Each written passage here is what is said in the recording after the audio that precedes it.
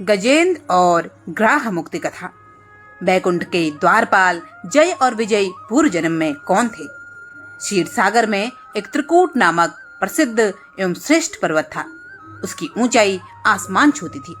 उसकी लंबाई चौड़ाई भी चारों ओर काफी विस्तृत थी। उसके 3 शिखर थे, पहला सोने का, दूसरा चांदी का और तीसरा लोहे का। इनकी चमक से समुद्र, आकाश और दिशाएं जगमगाती रहती थी।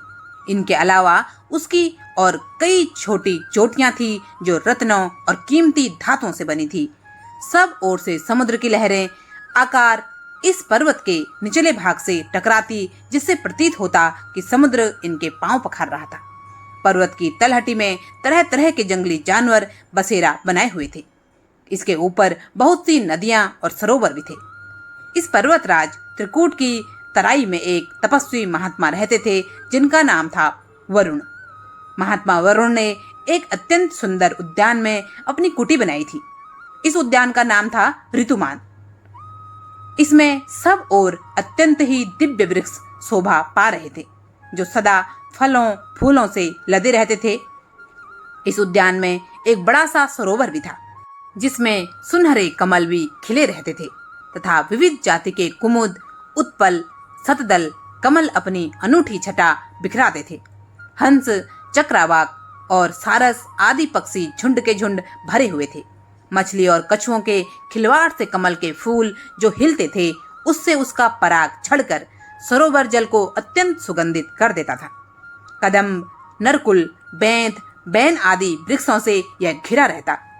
कुंद, कुर्बक, अशोक, सिरस, वन मल्लिका, सौंजूही, नाग, हरसिंगार, मल्लिका, सतपत्र, माधवी और मोगरा आदि सुंदर सुंदर पुष्प वृक्षों से प्रत्येक ऋतु में यह महात्मा वरुण का सरोवर शोभायमान रहता था। क्षीर सागर से त्रिकूट पर्वत पर सब कुछ ठीक ठाक चल रहा था। एक बार एक दर्दनाक घटना घट गई। इस पर्वत के खोर जंगल में एक विशाल मतवाला हाथी रहता था। वह कई शक्तिशाली हाथियों का सरदार था। उसके पीछे बड़े बड़े हाथियों के झुंड चलते थे। इस गजराज से, उसके महान बल के कारण बड़े बड़े हिंसक जानवर भी डरते थे।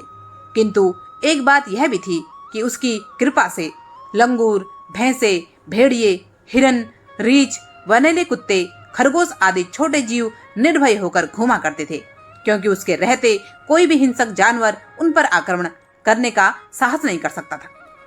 गजराज मदमस्त था। उसके सिर के पास से टपकते मद का पान करने के लिए भंवरे उसके साथ गूंजते जाते। एक दिन बड़े जोर की धूप थी। वह प्यास से व्याकुल हो गया। अपने झुंड के साथ वह उसी सरोवर में उतर पड़ा जो त्रिकूट की तराई में स्थित था। जल उस समय अत्यंत शीतल एवं अमृत के समान मधुर था। पहले तो उस गजराज ने अपनी सूंड से उठा उठा कर जी भर कर इस अमृत सदृश जल का पान किया। फिर उसमें स्नान करके अपनी थकान मिटाई। इसके पश्चात उसका ध्यान जल क्रीड़ा की ओर गया। वह सूंड से पानी भर भर कर अन्य हाथियों पर फेंकने लगा और दूसरे भी वही करने लगे। मदमस्त गजराज सब कुछ भूलकर जल क्रीड़ा का आनंद उठा रहा था। उसे पता नहीं था कि उस सरोवर में एक बहुत बलवान ग्राह भी रहता था। उस ग्राह ने क्रोधित होकर उस गजराज के पैर को जोर से पकड़ लिया और उसे खींचकर सरोवर के अंदर ले जाने लगा। उसके पैने दांतों के गड़ने से गजराज के पैर से रक्त का प्रवाह निकल पड़ा, जिससे वहां का पानी लाल हो गया। उसके साथ के हाथियों और हथिनियों को गजराज की इस स्थिति पर बहुत चिंता हुई। उन्होंने एक साथ मिलकर गजराज को जल से बाहर खींचने का प्रयास किया, किंतु वे इसमें सफल नहीं हुए। वे घबराकर जोर जोर से चिंघाड़ने लगे। इस पर दूर दूर से आकर हाथियों के कई झुंडों ने गजराज के झुंडों से मिलकर उसे बाहर खींचना चाहा, किंतु यह सम्मिलित प्रयास भी विफल रहा। सभी हाथी शांत होकर अलग हो गए। अब ग्राह और गजराज में घोर युद्ध चलने लगा। दोनों अपने रूप में काफी बलशाली थे और हार मानने वाले भी नहीं थे।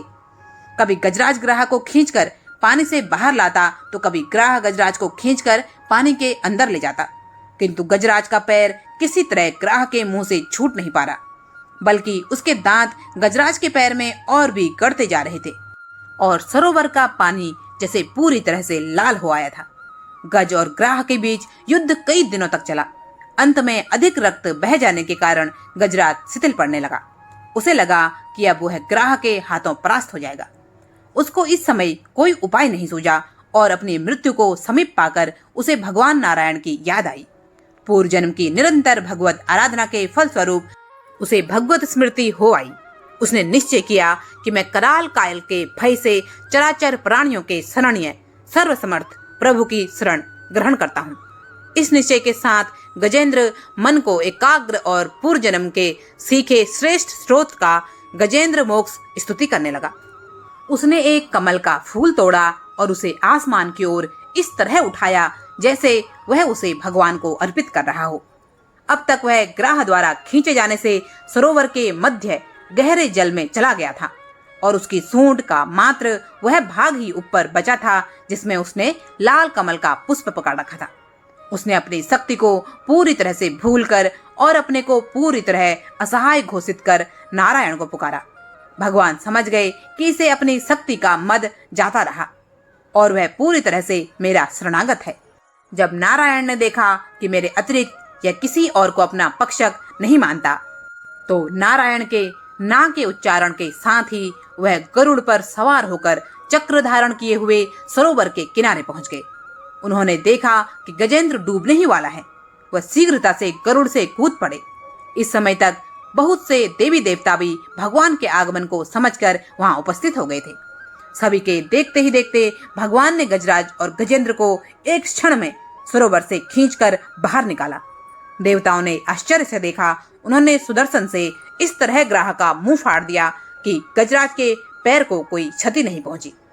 ग्राह देखते ही देखते तड़प कर मर गया और गजराज भगवान की कृपा दृष्टि से पहले ही की तरह स्वस्थ हो गया। ब्रह्मादि देवगण श्री हरि की प्रशंसा करते हुए उनके ऊपर स्वर्गिक सुमनों की वृष्टि करने लगे। सिद्ध और ऋषि महर्षि पर ब्रह्म भगवान विष्णु का गुणगान करने लगे। ग्राह दिव्य शरीर धारी हो गया। उसने भगवान विष्णु के चरणों में सिर रखकर प्रणाम किया और भगवान विष्णु के गुणों की प्रशंसा करने लगा। भगवान विष्णु के मंगलमयी वरद हस्त के स्पर्श से पाप मुक्त होकर अभिशप्त गंधर्व ने प्रभु की परिक्रमा की और उनके त्रैलोक्य वंदित चरण कमलों में प्रणाम कर अपने लोक को चला गया। भगवान विष्णु ने गजेंद्र का उद्धार कर उसे अपना पार्षद बना लिया। गंधर्व सिद्ध और देवगण उनकी लीला का गान करने लगे। गजेंद्र की स्तुति से प्रसन्न होकर भगवान विष्णु ने सबके समक्ष कहा, प्यारे गजेंद्र, जो लोग ब्रह्म मुहूर्त में उठकर तुम्हारी की हुई स्तुति से मेरा स्तवन करेंगे, उन्हें मैं मृत्यु के समय निर्मल बुद्धि का दान करूंगा।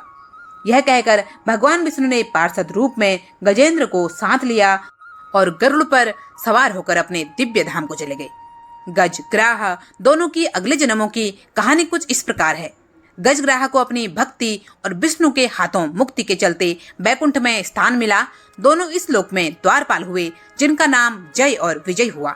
आगे सनत कुमारों के श्राप के चलते दोनों हिरण्याकश्यप, रावण, कुंभकर्ण और शिशुपाल दंतवक्र हुए थे। गजग्राह दोनों की पूर्व जन्मों की कहानी। ऋषि कपिल का नाम तो सबने सुन रखा है, जिनके वंशज ऋषभदेव से जैन धर्म का प्रादुर्भाव हुआ था। वो कपिल मुनि महर्षि कर्दम के पुत्र थे।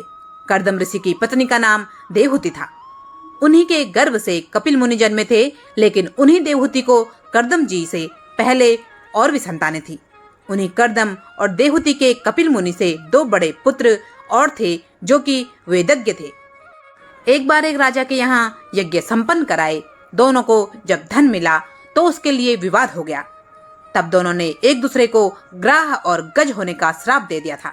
दोनों विष्णु भक्त थे और दोनों की बात सच भी हुई, लेकिन मौत से पहले उन्होंने तपस्या कर विष्णु जी को प्रसन्न कर लिया और वरदान में मुक्ति मांग ली, और इसीलिए अगले जन्म में उन्हें पूर्व जन्म का स्मरण था और दोनों ने भगवान विष्णु के हाथों से मुक्ति पाई। जय श्री हरि विष्णु। आज की कहानी आपको कैसी लगी, कृपया कमेंट बॉक्स में जरूर बताएं। कहानी पसंद आई हो तो कृपया वीडियो को एक लाइक जरूर करें। चैनल पर नए हैं तो सब्सक्राइब अवश्य करें। आपका बहुत बहुत धन्यवाद। जय जय श्री राम।